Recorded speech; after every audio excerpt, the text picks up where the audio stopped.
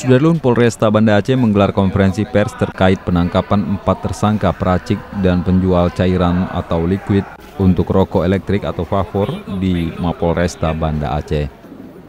Kapolresta Banda Aceh AKBP Trisno Rianto mengatakan keempat tersangka ini ditangkap di 3 lokasi toko penjualan alat rokok elektrik yang berbeda, yaitu 2 orang di Jalan Teku Umar Stui dan 1 orang di Jalan WR Supratman Penayung dan 1 orang di kawasan Uli Karing, Banda Aceh. Jadi kita telah mengamankan yang pertama pada hari dan tanggal serta jam tadi yang saya sebutkan, mengamankan saudara ML. ML ini telah menjual alat rokok yang elektrik, cairan liquid, dan alat hisap liquid di toko warehouse, terus ada vaporizer, Atlantic Vapor, dan yang tidak memiliki izin dari Balai POM.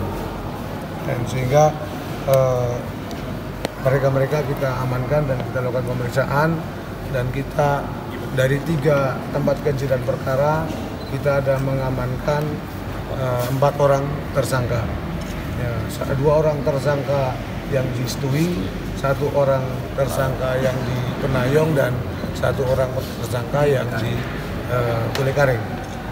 Polisi juga menyita 87 merek liquid, 356 botol liquid, 8 alat vapor, alat hisap, 1 mixer alat pencampur liquid, 9 botol essence alat liquid, dan 4 jerigen bahan dasar liquid.